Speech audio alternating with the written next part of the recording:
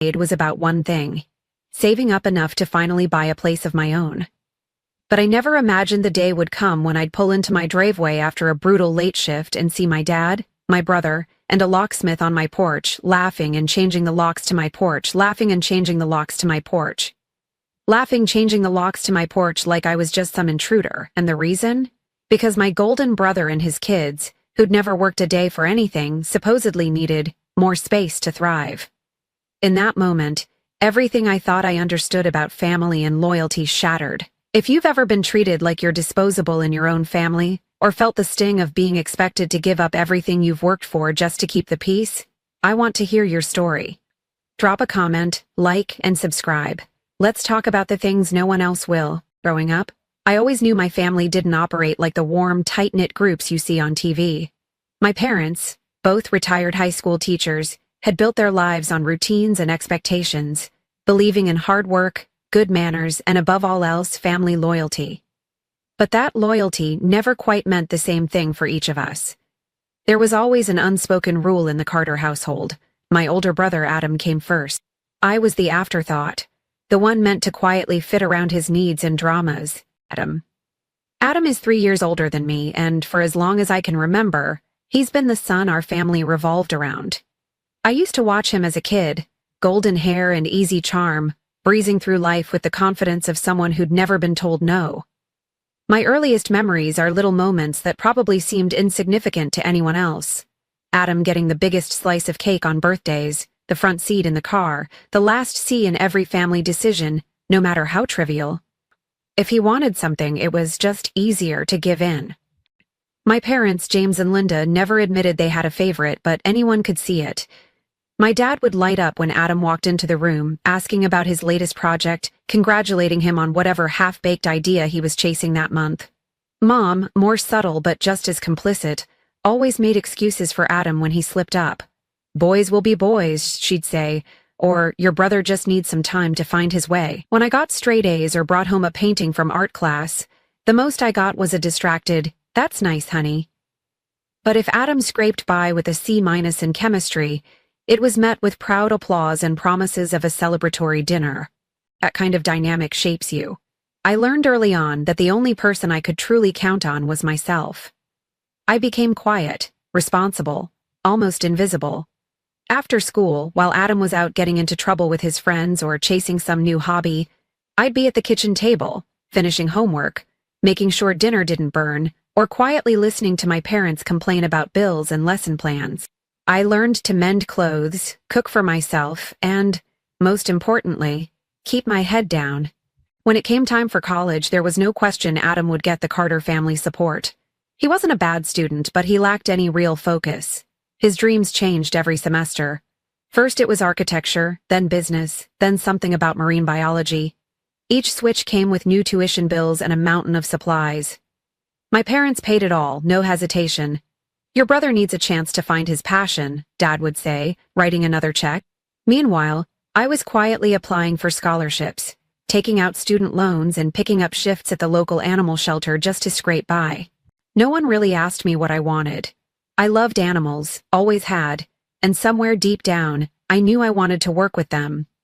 Veterinary medicine was my dream, but becoming a vet was financially impossible. So I settled for veterinary technology, a field I still loved, and one that let me start working sooner. When I graduated college, top of my class by the way, my parents didn't even come to the ceremony. Adam had lost his job again, and the family needed to be together. I tried not to be bitter. After all, that was the Carter way. Adam first, everyone else picks up the pieces. But bitterness creeps in when you spend enough time being invisible. I remember sitting on the floor of my empty one-bedroom apartment after graduation, eating canned soup, and wondering how my brother could be living in our parents' newly renovated basement, driving a car Dad had co-signed, while I was rationing groceries to make rent. But the thing is, you get used to it. You build calluses around the wounds. You learn not to expect much. Instead, I funneled all that energy into work.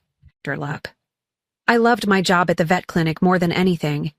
The days were long, messy, and often exhausting, but I thrived on the responsibility. The animals didn't care about family hierarchies or who was the favorite. They needed kindness, patience, and a steady hand. Things I had in abundance. I worked double shifts, volunteered for the hardest cases, and put every extra dollar into savings. My dream was simple.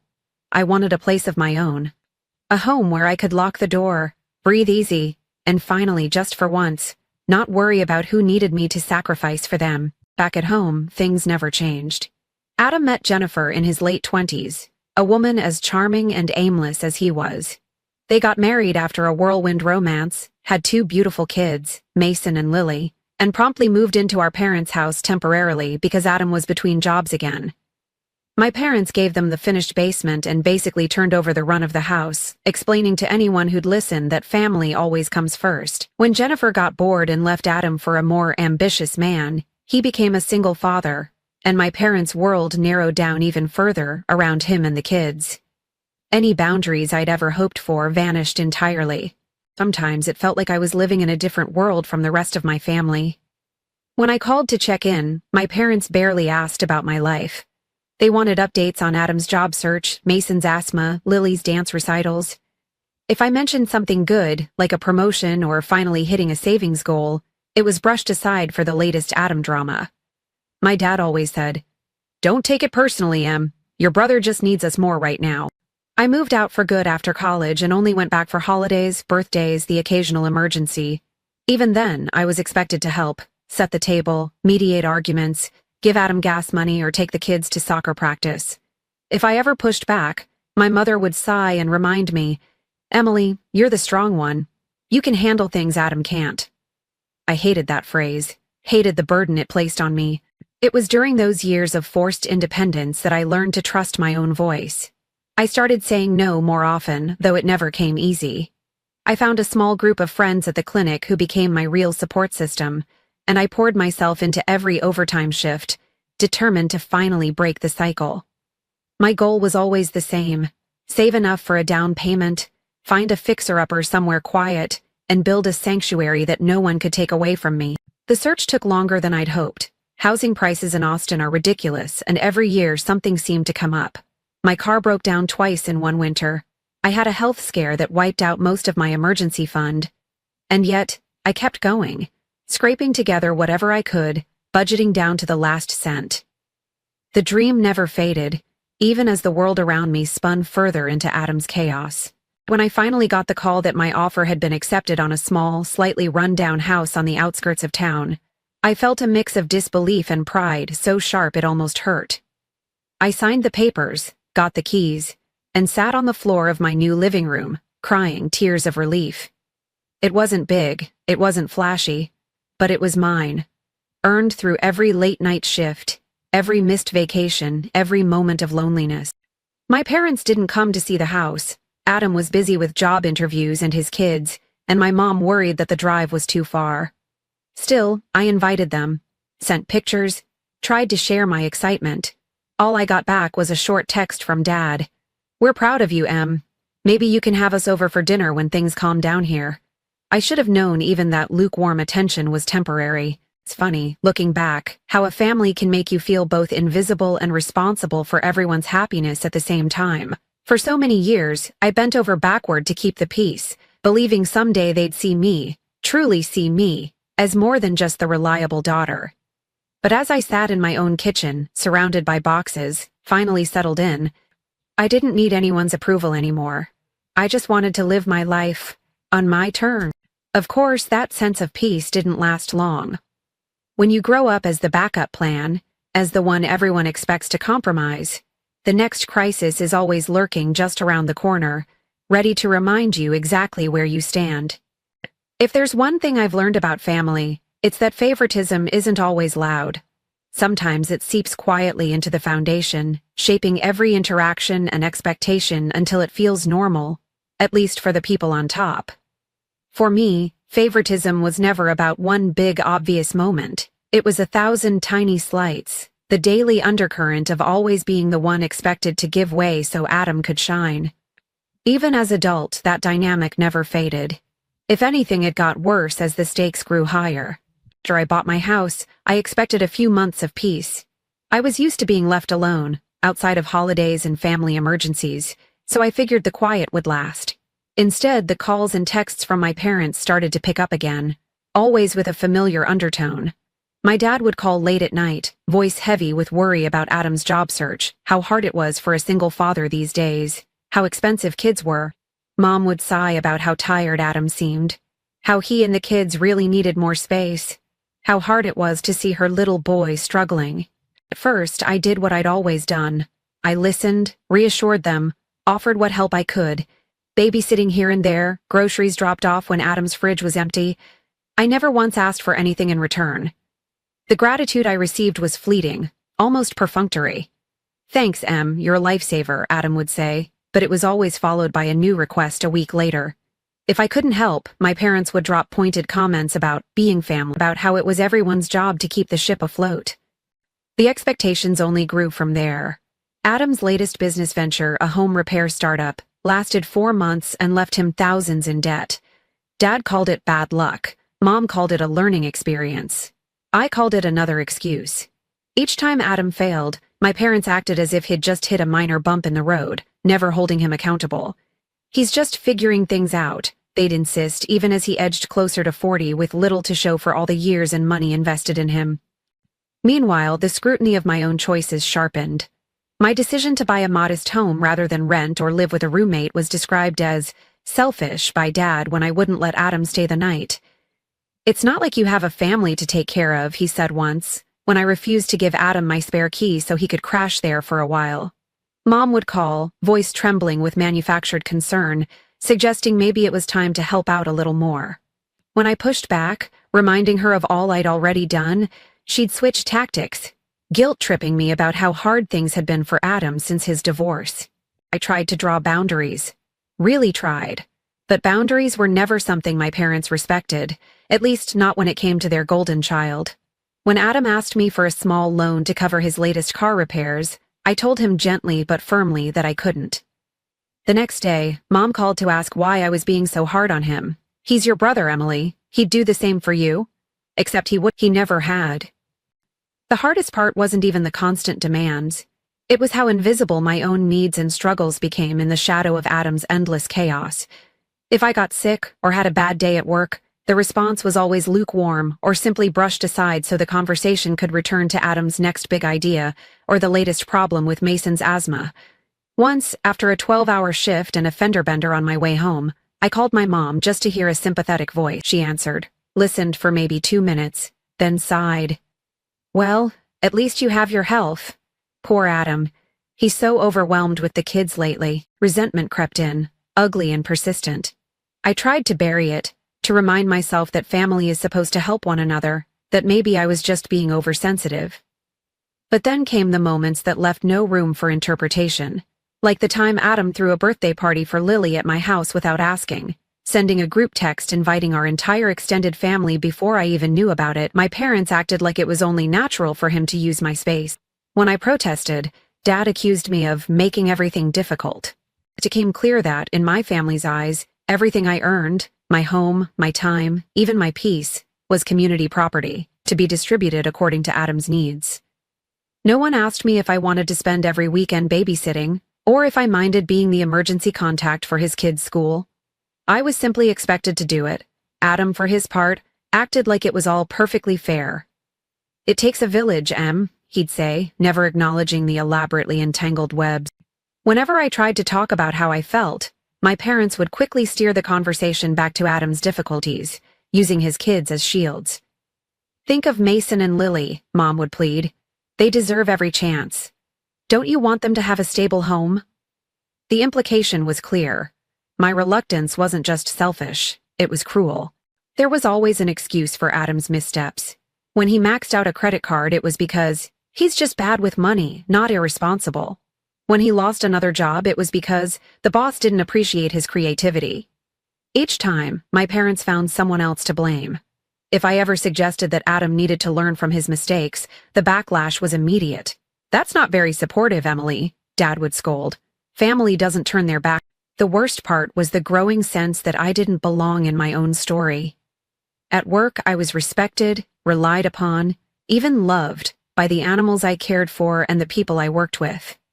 At home, I was the backup plan, the one expected to catch Adam every time he fell, even if it meant falling myself. My friends saw what was happening long before I did. They'd listened to my stories, shaking their heads in disbelief. "You can't keep doing this, Em," my friend Sarah told me one night over takeout. "It's not your job to save your brother. Your family treats you like a safety net, not a person." I wanted to believe she was wrong, that it was just a rough patch, but as the months wore on, I started to realize that the pattern wasn't changing because no one else had a reason to change. Adam's sense of entitlement only grew. He'd show up at my house unannounced, let the kids tear through my living room, and help himself to whatever was in the fridge. He'd leave dirty dishes in the sink, wrappers on the coffee table, and occasionally borrow small things. Mom and Dad always took his side. If I locked my doors or ignored his calls, they'd accuse me of holding a grudge, or turning my back on family. I stopped inviting them over as often, not because I didn't want to see them, but because every visit came with a new request, a new expectation that I would give up something for Adam's sake. Despite all of this, I kept hoping things would change. Maybe if Adam landed a good job, or if Mom and Dad finally saw how unfair they were being, things would even out. But deep down, I knew better. The Carter family ship had always sailed in one direction, and no amount of paddling on my part was going to change its course. It was during this time that I started to feel a shift inside myself. I wasn't angry, not exactly. I was tired of being expected to carry a burden that wasn't mine, tired of feeling invisible, tired of never being allowed to want something just for myself. I didn't know it then, but the seeds of what would come next had already been planted. I was done being the family's insurance policy. I wanted to live my life for me, not for Adam, not for my parents, and certainly not for the sake of keeping a peace that had never really included me. But as I would soon learn, the universe, or maybe just my family, had one more test in store for me. One that would force every secret resentment and silent frustration out into the open, leaving me with a choice I couldn't ignore any longer. It was a Thursday evening in late fall, the kind of chilly dusk that settles into your bones even after you've cranked the heat and made a cup of tea. I'd just gotten home from a 12-hour shift at the animal hospital, mud streaked across my scrubs and the faint, stubborn scent of antiseptic still clinging to my hair. All I wanted was a shower, some leftover lasagna, and half an hour on the couch with my favorite true crime podcast before bed. Instead, my phone started buzzing before I'd even unlocked the front door. First a call from Dad, which I ignored, too exhausted for another guilt trip. Then a text from Adam. "Hey sis, can you unlock the door? We're here." My stomach dropped. "We?" I hurried up the porch steps, fumbling with my keys, and that's when I saw it. Adam's SUV parked crookedly in my driveway, my dad's ancient sedan right behind, and, to my complete confusion, a white van from Mike's Mobile Lock sitting at the curb. In my front yard, Adam's kids, Mason and Lily, were running wild through the flower beds, their arms full of toys and half-unpacked cardboard boxes. Jennifer, his ex, apparently there for moral support, stood by the gate, phone in hand, filming the spectacle for her social media. The scene was so surreal I actually laughed for a second, thinking maybe this was some elaborate joke, a weird Carter family prank.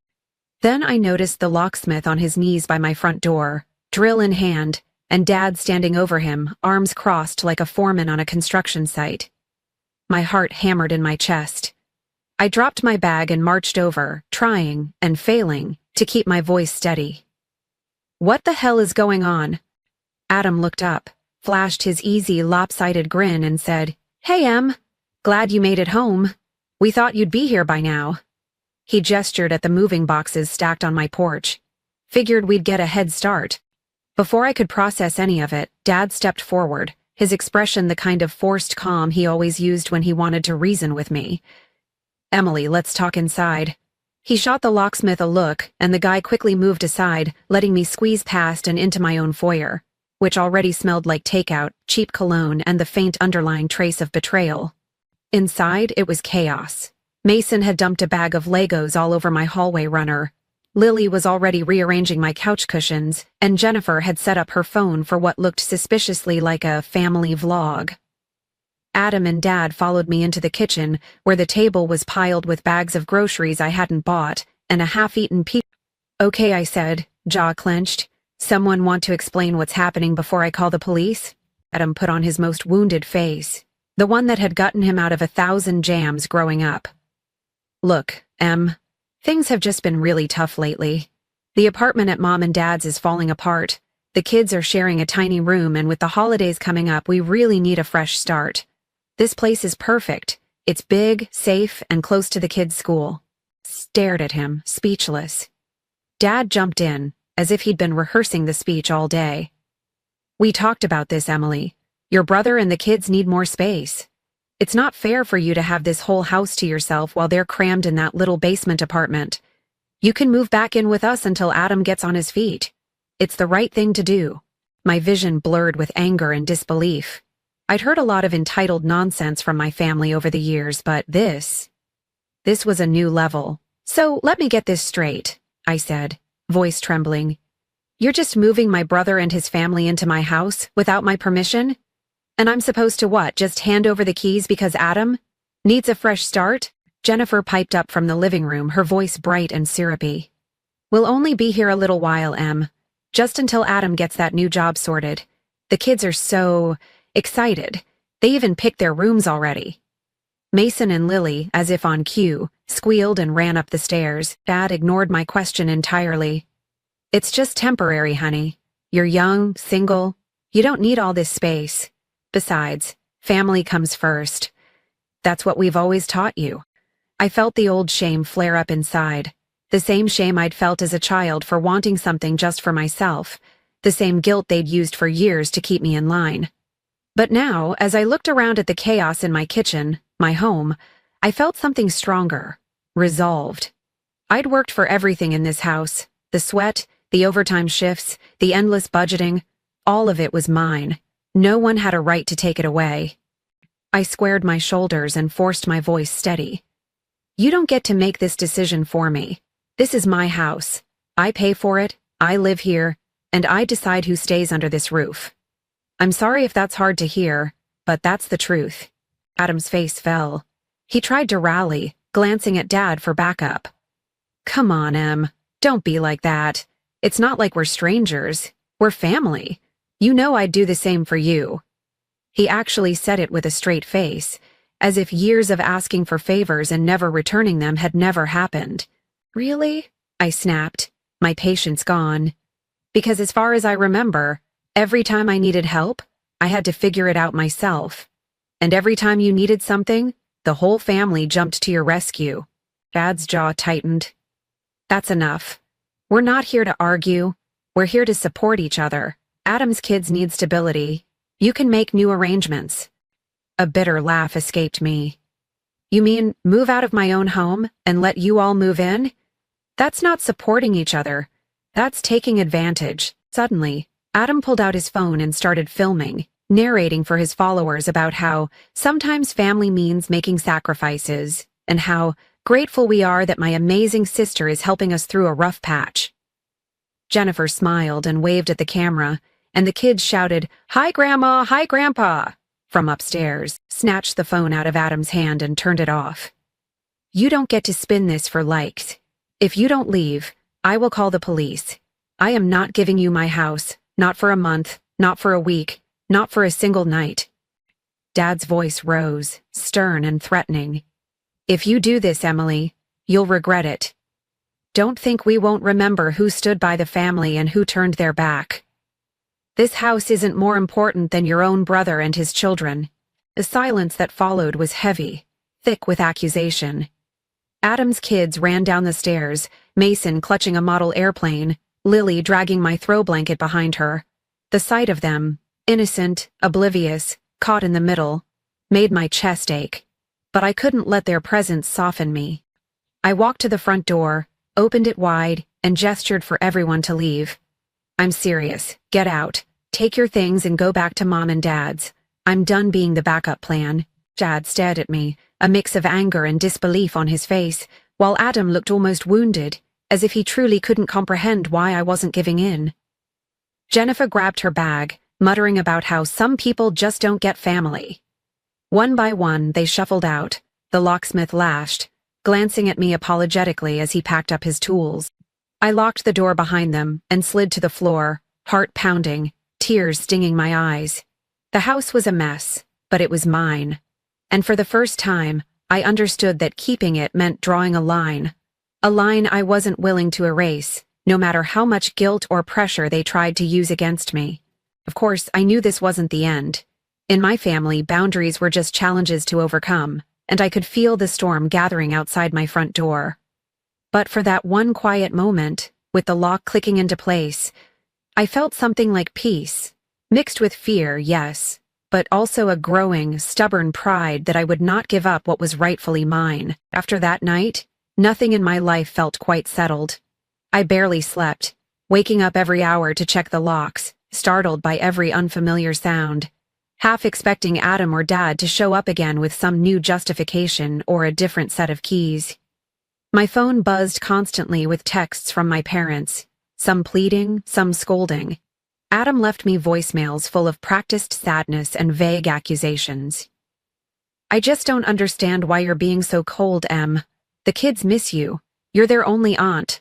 Even Mom, who usually tried to play peacekeeper, sent me one long message about how family means making sacrifices and how someday I'd understand, when I was a mother myself. But I'd spent my entire life sacrificing for other people's comfort. This time, I was determined to hold my ground. By the weekend, the situation escalated. I came home from a morning run and found Adam's car in the driveway again. As I walked up, heart pounding, he appeared on the porch, phone in hand, with Dad standing behind him, arms folded, face set in that familiar mask of disappointment. Mason and Lily were there too, playing quietly with sidewalk chalk, their faces pinched and watchful. Adam started filming as soon as he saw me. "Just want to document everything," he said, tone full of performative sadness. Sometimes, people forget what family is supposed to mean. My patience snapped. I unlocked the front door, letting them trail me inside, but this time, I didn't back down or let the conversation be steered by guilt or Adam's narrative. I stood my ground in my own kitchen while my brother set up his phone to record the truth for whoever cared to watch on social media. "You want to talk about family?" I asked, keeping my voice as steady as I could. "Let's talk about how many times I've helped you out, Adam. Let's talk about how many jobs you've walked away from, how many businesses Dad has funded, how many times I've babysat your kids, paid your bills, loaned you my car while you gave nothing back except another excuse." Adam's eyes widened, and for the first time, I saw a flicker of real anger beneath his rehearsed hurt. Dad tried to interject, but I cut him off. "No, Dad, you need to hear this too. You always say family comes first, but it's always meant Adam comes first. You gave him money for a house, and when he lost it, you bailed him out. You co-signed every loan, paid every late bill, turned every one of his mistakes into someone else's problem. You never asked him to take responsibility, but when I bought my own home, with my own money, suddenly it's community property? I owe it to Adam's kids to move out and let them have it? How is that fair?" Dad's face flushed, his jaw clenched. "You're twisting things, Emily. Your brother has had a harder time than you.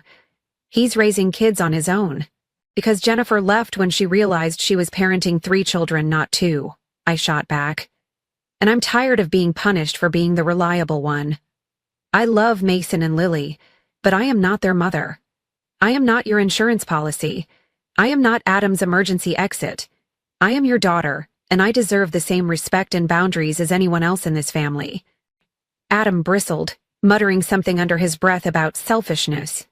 But I pressed on, voice rising. "Do you want to film this for your followers, Adam? Then let them see the truth. I have every document for this house. My pay stubs, my loan agreements, the title deed in my name, the receipts for every repair. You want to talk about sacrifices? I spent 10 years saving every extra dollar, working double shifts, fixing this place up with my own 2 hands, while you lived in Dad's basement and played on. I pulled out a folder I'd prepared, call it paranoia, or maybe just self-preservation, containing copies of every legal paper tied to the house. I laid them out on the kitchen table, letting the camera see every detail. You don't get to rewrite this story. You don't get to cast me as the villain for protecting what I've earned. You don't get to take the last thing I built for myself and claim it's just for the good of the family." For a moment, the only sounds were the kids giggling faintly in the next room, and the hum of Adam's phone as it streamed my words live. Then Adam turned the camera on himself, adopting a look of deep injury. I never asked you for everything, Em. I just needed help. You're making it sound like I'm some monster. You're not a monster, I said, my voice softer but firm. You're my brother. But you're also an adult, and it's time you start acting like one. I'm not moving out. You're not moving in. And if you try to force your way into my life or my home again, I'll do whatever it takes, legally and publicly, to defend my... Dad looked at me, eyes hard. If you walk away from this, don't expect us to be there for you. We have to protect Adam and the children. I laughed, a sharp, wounded sound. When were you ever there for me, Dad? When I was sick and alone in college and couldn't afford medicine? When I worked holidays because you wanted to keep Adam's kids happy? When I bought this house and invited you to see it, and you didn't even call back? I've already learned how to be alone. I'd rather stand by myself than let you take one more thing from me. There was a strange stillness in the kitchen. For a heartbeat, I saw the truth settle in my father's eyes, a brief glimmer of recognition that maybe, just maybe, I wasn't the problem here. Adam didn't look at me. He focused on his phone, typing furiously, no doubt spinning a new story for social media about his cruel sister. Dad collected his coat, motioned to Adam and the kids, and left without another word. After they were gone, my phone blew up with texts and angry voicemails from relatives, some furious, some supportive, but all suddenly aware that the family's dirty laundry had been aired for the world. Some distant cousins messaged to say they admired me for standing up for myself. Others called me heartless. But for the first time, I didn't care. I felt an aching relief, a release, as if I'd just dropped a load I'd carried for decades. The truth was out. The story could no longer be rewritten without my voice in it. That night, I changed every lock on my doors, put the folder of documents in a safe, and sat at the kitchen table, staring at the silence. It wasn't just about the house anymore. It was about reclaiming my own story, refusing to be erased or recast as the villain, because I finally dared to draw a line. The next chapter would be mine to write.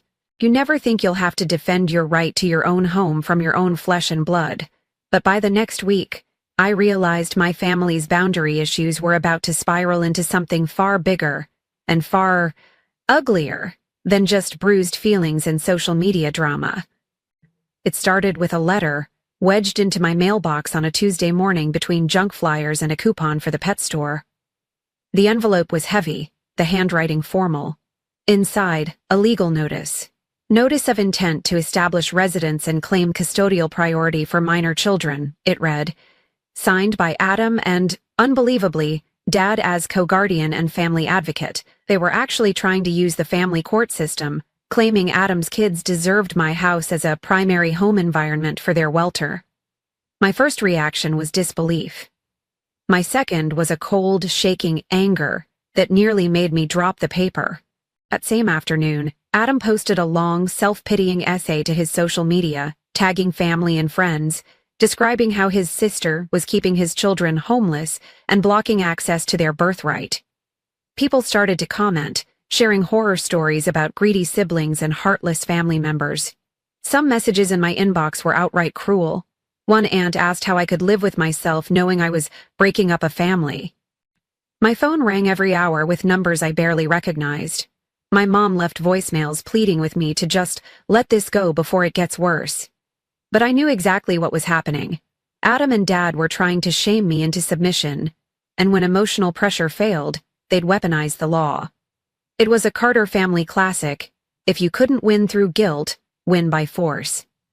I spent that night hunched over my laptop, searching tenant laws, homeownership statutes, and every relevant local code I could find. The next morning, I met with a lawyer, a no-nonsense woman named Monica, who listened to my story without flinching, only nodding as I detailed every temporary stay, every manipulation, every paper trail I'd kept since closing on the house. You did the right thing documenting everything, Monica said. This isn't about family anymore. This is about protecting your rights. You're not alone in this, Emily. For the next few days, I lived in a strange twilight, half in the real world, half in a world of legalese and notarized documents. Monica filed a formal response to the court, citing my deed, mortgage records, utility bills, and years of tax returns as proof of ownership.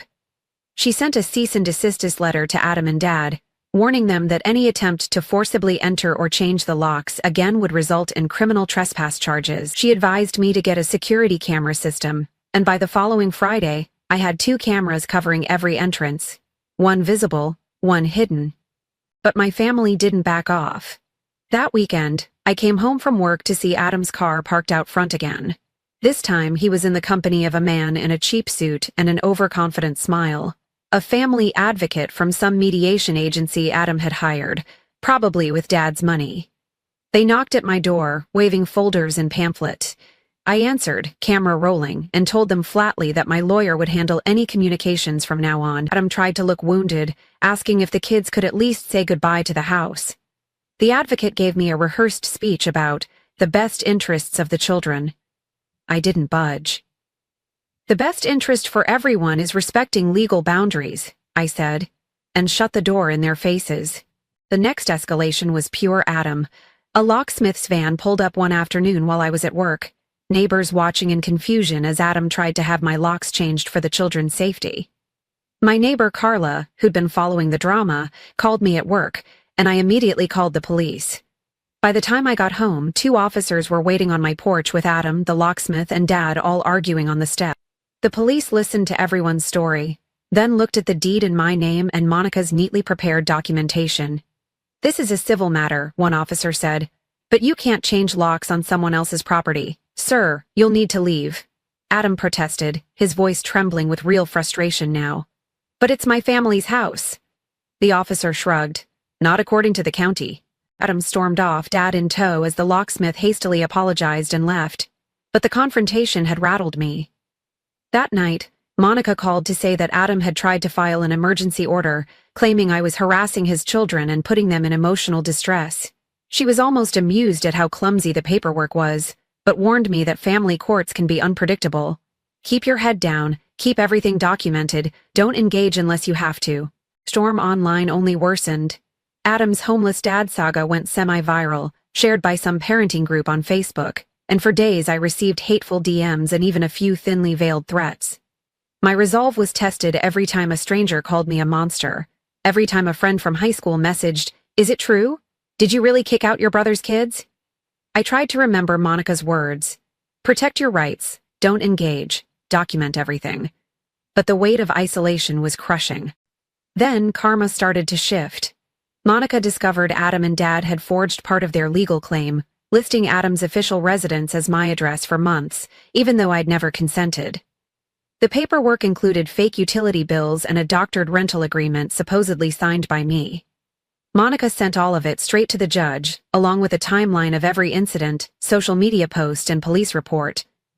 The judge scheduled an emergency hearing, and Adam was served papers to appear in court. In the courtroom, everything changed. Monica argued my case with cool, measured precision, presenting my deed, payment records, security camera footage, and, most damning of all, the forged documents. The judge's face darkened as he read the evidence. Adam tried to interrupt, claiming he was just trying to keep his kids safe, but the judge shut him down, reminding him that perjury and forgery are criminal offenses. Dad stammered through his own testimony, but under questioning, admitted they'd only wanted to give the kids a good life, not realizing how far things had gone. The judge ruled decisively in my favor. All claims to my home were dismissed. Adam and Dad were ordered to cease any further contact regarding my property, and the forged documents were referred to the district attorney's office for criminal investigation. The hearing was short, but its impact felt seismic. For the first time, Adam and Dad had to face consequences not just from me but from the law itself. News of the court ruling spread quickly through our family network. Suddenly, those relatives who had scolded me went silent, or even sent tentative apologies. The Facebook hate posts slowed, then disappeared. Even Adam's social media supporters began to ask uncomfortable questions about why a judge would rule against him if his story were true. That night, I sat on my porch with a cup of tea, listening to the hum of cicadas and watching the lights from my security cameras blink gently in the dark. I was still shaken by the ordeal, but for the first time, I felt something like justice. The law had drawn a line my family couldn't cross. Not with guilt, not with force, not with another story about— It wasn't about revenge. It was about self-respect. about finally being allowed to choose myself after a lifetime of being told that wasn't allowed. Karma had arrived, not as some grand cinematic punishment, but as the simple, quiet affirmation that I was right to stand my ground. My home was mine, my story was mine, and for once the world, family, court, and community was forced to see it too. After the court's decision, the world seemed to slow down at last, as if someone had turned down the constant static that had filled my life for so long. The air in my house felt different, lighter, less haunted by tension. For the first time in years, I could walk through my own front door without wondering what drama or accusation might be waiting for me on the other side.